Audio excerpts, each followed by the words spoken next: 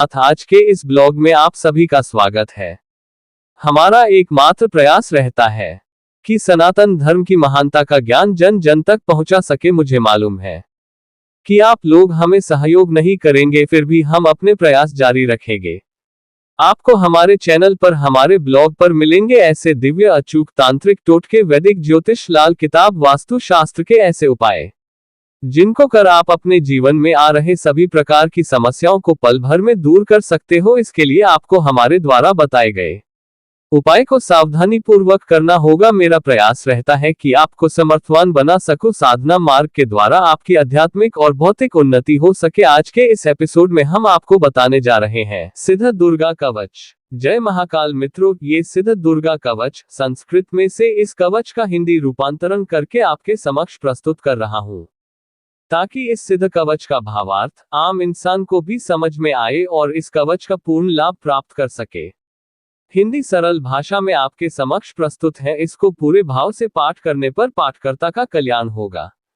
माँ दुर्गा कवच। ओम। इस श्री चंडी कवच के ब्रह्मा ऋषि अनुष्टुप छंद चामुंडा देवता अंगन्यास में कही गई माताएं बीज दिग्बंध देवता तत्व हैं। श्री जगदम्बा की प्रीति के लिए सप्तशती पाठानुभूत जप में इसका विनियोग किया जाता है। ओम चंडिका देवी को नमस्कार है। मार्कंडेय जी ने कहा, पितामह जो इस संसार में परम गोपनीय तथा मनुष्यों की सब प्रकार से रक्षा करने वाला है और जो अब तक आपने दूसरे किसी के सामने प्रकट नहीं किया हो, ऐसा कोई साधन मुझे बताइए। एक लिए सरल हिंदी में ये पाठ प्रस्तुत कर रहा हूं। इसको पूरे भाव से पाठ करने पर पाठकर्ता का कल्याण होगा। ब्रह्मा जी बोले, ब्राह्मण, ऐसा साधन तो एक देवी का कवच ही है जो गोपनीय से भी परम गोपनीय, पवित्र तथा संपूर्ण प्राणियों का उपकार करने वाला है। महामुने, उसे श्रवण करो। 2 देवी की 9 मूर्तियां हैं जिन्हें नवदुर्गा कहते हैं। उनके पृथक पृथक नाम बतलाए जाते हैं। प्रथम नाम शैलपुत्री है, दूसरी मूर्ति का नाम ब्रह्मचारिणी है, तीसरा स्वरूप चंद्रघंटा के नाम से प्रसिद्ध है, चौथी मूर्ति को कूष्मांडा कहते हैं, पांचवी दुर्गा का नाम स्कंदमाता है, देवी के छठे रूप को कात्यायनी कहते हैं, सातवां कालरात्रि और आठवां स्वरूप महागौरी के नाम से प्रसिद्ध है, नवी दुर्गा का नाम सिद्धिदात्री है। ये सब नाम सर्वज्ञ महात्मा वेद भगवान के द्वारा ही प्रतिपादित हुए हैं। 3-5 जो मनुष्य अग्नि में जल रहा हो, रणभूमि में शत्रुओं से घिर गया हो, विषम संकट में फंस गया हो तथा इस प्रकार भय से आतुर होकर जो भगवती दुर्गा की शरण में प्राप्त हुए हो, उनका कभी कोई अमंगल नहीं होता। युद्ध समय संकट में पड़ने पर भी उनके ऊपर कोई विपत्ति नहीं दिखाई देती। उनके शोक, दुख और भय की प्राप्ति नहीं होती। 6-7 जिन्होंने भक्तिपूर्वक देवी का स्मरण किया है, उनका निश्चय ही अभ्युदय होता है। देवेश्वरी, जो तुम्हारा चिंतन करते हैं, उनकी तुम निसंदेह रक्षा करती हो। 8 चामुंडा देवी प्रेत पर आरूढ़ होती है। वाराही भैंसे पर सवारी करती है। ऐन्द्रिका वाहन ऐरावत हाथी है। वैष्णवी देवी गरुड़ पर ही आसन जमाती है। 9 माहेश्वरी वृषभ पर आरूढ़ होती है। कौमारी का मयूर है। भगवान विष्णु की प्रियतमा लक्ष्मी देवी कमल के आसन पर विराजमान है और हाथों में कमल धारण किए हुए हैं। 10 वृषभ पर आरूढ़ ईश्वरी देवी ने श्वेत रूप धारण कर रखा है।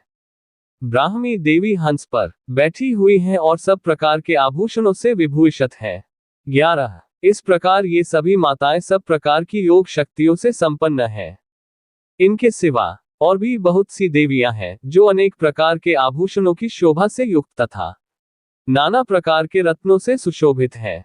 12 ये संपूर्ण देवियां क्रोध में भरी हुई हैं और भक्तों की रक्षा के लिए रथ पर बैठी दिखाई देती हैं। ये शंख, चक्र, गदा, शक्ति, हल और मूसल, खीटक और तोमर, परशु तथा पाश, कुंत और त्रिशूल एवं उत्तम शौंग, धनुष आदि अस्त्र शस्त्र अपने हाथ में धारण करती हैं। दैत्यों के शरीर का नाश करना, भक्तों को अभयदान देना और देवताओं का कल्याण करना, यही उनके शस्त्र धारण का उद्देश्य है।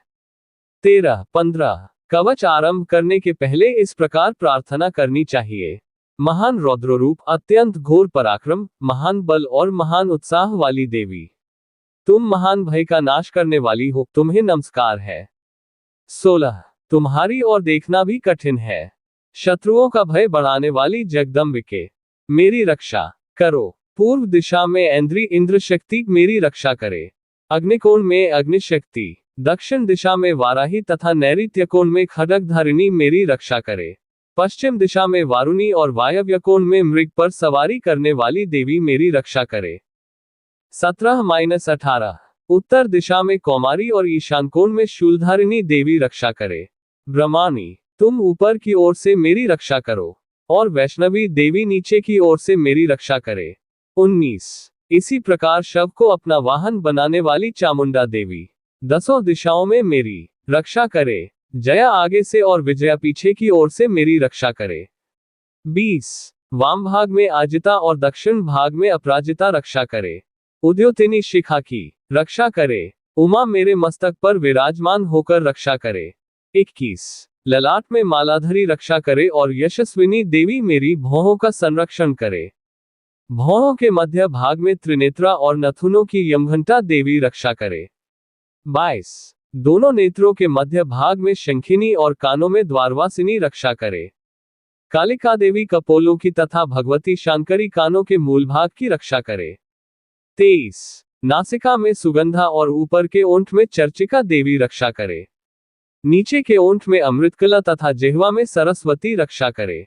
24 कौमारी दांतों की और चंडिका कंठ प्रदेश की रक्षा करे। चित्रघंटा गले की घाटी और महामाया तालु में रहकर रक्षा करे। 25 कामाक्षी ठोड़ी की और सर्वमंगला मेरी वाणी की रक्षा करे। भद्राकाली ग्रीवा में और धनुर्धरी पृष्ठवंश मेरुदंड में रहकर रक्षा करे। 26 कंठ के बाहरी भाग में नीलग्रीवा और कंठ की नली में नलकुबरी रक्षा करे। दोनों कंधों में खगिनी और मेरी दोनों भुजाओं की वज्रधारिणी रक्षा करे। 27 दोनों हाथों में दंडिनी और उंगलियों में अंबिका रक्षा करे। शूलेश्वरी नखों की रक्षा करे। कुलेश्वरी कुक्षी पेट में रहकर रक्षा करे। 28 महादेवी दोनों स्तनों की और शोकविनाशिनी देवी मन की रक्षा करे। ललिता देवी हृदय में और शूलधारिणी उदर में रहकर रक्षा करे। 29 नाभि में कामिनी और गुह्य भाग की गुहेश्वरी रक्षा करे। पूतना और कामिका लिंग की और महिषवाहिनी गुदा की रक्षा करे। 30 भगवती कटी भाग में और विंध्यवासिनी घुटनों की रक्षा करे। संपूर्ण कामनाओं को देने वाली महाबला देवी दोनों पिंडलियों की रक्षा करे। 31 नारसिंही दोनों घुट्टियों की और तेजसी देवी दोनों चरणों के पृष्ठभाग की रक्षा करे। श्रीदेवी पैरों की उंगलियों में और तलवासिनी पैरों के तलुओं में रहकर रक्षा करे। 32 अपनी दादों के कारण भयंकर दिखाई देने वाली दंष्ट्राकृली देवी नखों की और ऊर्ध्वकेशिनी देवी केशों की रक्षा करे। रोमावलियों के छिद्रों में कौबेरी और त्वचा की वागीश्वरी देवी रक्षा करे। 33 पार्वती देवी रक्त, मज्जा, वसा, मांस, हड्डी और मेद की रक्षा करे। आंतों की कालरात्रि और पित्त की मुकुटेश्वरी रक्षा करे। 34 मूलाधार आदि कमल कोशों में पद्मावती देवी और कफ में चूड़ामणि देवी स्थित होकर रक्षा करे। नख के तेज की ज्वालामुखी रक्षा करे। जिसका किसी भी अस्त्र से भेदन नहीं हो सकता, वह भेद्या देवी शरीर की समस्त संधियों में रहकर रक्षा करे।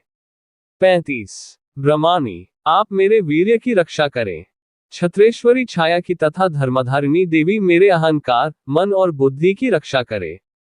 36 हाथ में वज्र धारण करने वाली वज्रहस्ता देवी मेरे प्राण, अपान, व्यान, उदान और समान वायु की रक्षा करे। कल्याण से शोभित होने वाली भगवती कल्याण शोभना मेरे प्राण की रक्षा करे। 37 रस, रूप, गंध, शब्द और स्पर्श इन विषयों का अनुभव करते समय योगिनी देवी रक्षा करे तथा सत्वगुण, रजोगुण और तमोगुण की रक्षा सदा नारायणी देवी करे। 38 वाराही आयु की रक्षा करे। वैष्णवी धर्म की रक्षा करे तथा चक्रिणी चक्र धारण करने वाली देवी यश, कीर्ति, लक्ष्मी, धन तथा विद्या की रक्षा करे। 39 इंद्राणी आप मेरे गोत्र की रक्षा करें। चंडिके तुम मेरे पशुओं की रक्षा करो। महालक्ष्मी पुत्रों की रक्षा करे और भैरवी पत्नी की रक्षा करे। 40 मेरे पथ की सुपथा तथा मार्ग की क्षेमकरी रक्षा करे। राजा के दरबार में महालक्ष्मी रक्षा करे तथा सब ओर व्याप्त रहने वाली विजया देवी संपूर्ण भयों से मेरी रक्षा करे। 41 देवी जो स्थान कवच में नहीं कहा गया है, अतएव रक्षा से रहित है, वह सब तुम्हारे द्वारा सुरक्षित हो, क्योंकि तुम विजयशालिनी और पापनाशिनी हो। 42। यदि अपने शरीर का भला चाहे तो मनुष्य बिना कवच के कहीं एक पग भी न जाए। कवच का पाठ करके ही यात्रा करे। कवच के द्वारा सब ओर से सुरक्षित मनुष्य जहां जहां भी जाता है, वहां वहां उसे धन लाभ होता है तथा संपूर्ण कामनाओं की सिद्धि करने वाली विजय की प्राप्ति होती है। वह जिस जिस अभीष्ट वस्तु का चिंतन करता है, उसको निश्चय ही प्राप्त कर लेता है। वह पुरुष इस पृथ्वी पर तुलना रहित महान ऐश्वर्य का भागी होता है। 43। 4 कवच से सुरक्षित मनुष्य निर्भय हो जाता है। युद्ध में उसकी पराजय नहीं होती तथा वह तीनों लोकों में पूजनीय होता है। 45। देवी का ये कवच देवताओं के लिए भी दुर्लभ है। जो प्रतिदिन नियमपूर्वक तीनों संध्याओं के समय श्रद्धा के साथ इसका पाठ करता है, उसे दैवी कला प्राप्त होती है तथा वह तीनों लोकों में कहीं भी पराजित नहीं होता। इतना ही नहीं, वह मृत्यु रहित हो 100 से भी अधिक वर्षों तक जीवित रहता है। 46। 4 मकड़ी, चेचक और कोढ़ आदि उसकी संपूर्ण व्याधियां नष्ट हो जाती हैं। कनेर, भांग, अफीम, धतूरे आदि का स्थावर विष, सांप और बिच्छू आदि के काटने से चढ़ा हुआ जंगम विष तथा अफेन और तेल के संयोग आदि से बनने वाला कृत्रिम विष, ये सभी प्रकार के विष दूर हो जाते हैं, उनका कोई असर नहीं होता। 48। इस पृथ्वी पर मारण, मोहन आदि जितने आभिचारिक प्रयोग होते हैं तथा इस प्रकार के मंत्र यंत्र होते हैं, वे सब इस कवच को हृदय में धारण कर लेने पर उस मनुष्य को देखते ही नष्ट हो जाते हैं।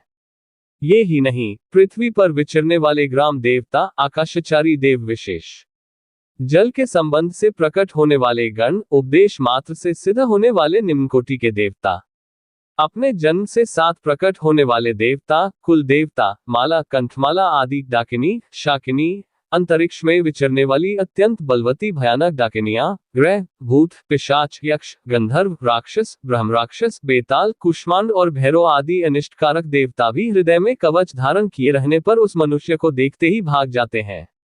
कवचधारी पुरुष को राजा से सम्मान वृद्धि प्राप्ति होती है। ये कवच मनुष्य के तेज की वृद्धि करने वाला और उत्तम है। 49। 52 कवच का पाठ करने वाला पुरुष अपनी कीर्ति से विभूषित भूतल पर अपने सुयश से साथ साथ वृद्धि को प्राप्त होता है। जो पहले कवच का पाठ करके उसके बाद सप्तशती चंडी का पाठ करता है, उसकी जब तक वन, पर्वत और काननों सहित ये पृथ्वी टिकी रहती है, तब तक यहाँ पुत्र पौत्र आदि संतान परंपरा बनी रहती है। 53। 54 फिर देह का अंत होने पर वह पुरुष भगवती महामाया के प्रसाद से नित्य परमपद को प्राप्त होता है, जो देवताओं के लिए भी दुर्लभ है। 55 वह सुंदर दिव्य रूप धारण करता और कल्याण शिव के साथ आनंद का भागी होता है। 56 इति देव्या कवचम संपूर्णम। विधि: सर्वप्रथम किसी शुभ दिन या नवरात्रि से शुरू करे, सुबह उठ के शुचिर्भूत होकर शुद्ध आसन पर पूर्व की ओर मुख करके बैठ जाए, देवी को धूप दीप देकर पंचोपचार से पूजन करे, फिर दाहिने हाथ में जल लेकर संकल्प ले। फिर आप नित्य कितना पाठ कर सकते हो वह संकल्प में बोले और जल को भूमि पर छोड़ दे। नित्य सुनिश्चित संख्या में पाठ करे, कम ज्यादा न करे। पाठ के बाद कुछ मीठा भोग धरे या कोई एक मीठा फल भी भोग में दे सकते हैं। ऐसा 9 या 11 या 21 दिन तक पाठ करने से माँ की कृपा एवं लाभ मिलता है। गुरु आज्ञा लेकर ही इस साधना को आरंभ करे। तो हमें ज्वाइन करना ना भूले। आपको हमारे द्वारा दी गई आज की जानकारी अच्छी लगे तो इसे अपने दोस्तों और परिचितों एवं व्हाट्सएप और फेसबुक मित्रों के साथ नीचे दी गए शेयर के बटन के माध्यम से अवश्य शेयर करें, जिससे वह भी इसका लाभ ले सके, क्योंकि आपका एक शेयर किसी की पूरी जिंदगी को बदल सकता है। दिल और इस जानकारी को अधिक से अधिक लोगों तक पहुंचाने में हमारी मदद करें। हर रोज कुछ नया सीखे, हमसे जुड़े। फेसबुक पेज लाइक करें, इंस्टाग्राम चैनल से जुड़े। कुछ पूछना है तो व्हाट्सएप पर मैसेज करें या सुबह 10 से दोपहर 12 बजे तक फोन कर जानकारी ले सकते हो। YouTube चैनल पर अभी वीडियो देखें। यदि आप हमारी कोई पोस्ट छोड़ना नहीं चाहते हैं तो हमारा फेसबुक पेज को अवश्य लाइक कर ले। यदि आप हमारी वीडियो देखना चाहते हैं तो हमारा YouTube चैनल अवश्य सब्सक्राइब कर ले और बेल के बटन भी दबा दे। यदि आपके मन में हमारे लिए कोई सुझाव या जानकारी है या फिर आप इस चैनल पर अपना प्रचार करना चाहते हैं तो हमारे संपर्क बॉक्स में डाल दे, हम जल्द से जल्द उस पर प्रतिक्रिया करेंगे। हमारे ब्लॉग को पढ़ने, वीडियो को दोस्तों में शेयर करने के लिए आपको हृदय से धन्यवाद। जय महाकाली, हर हर महादेव।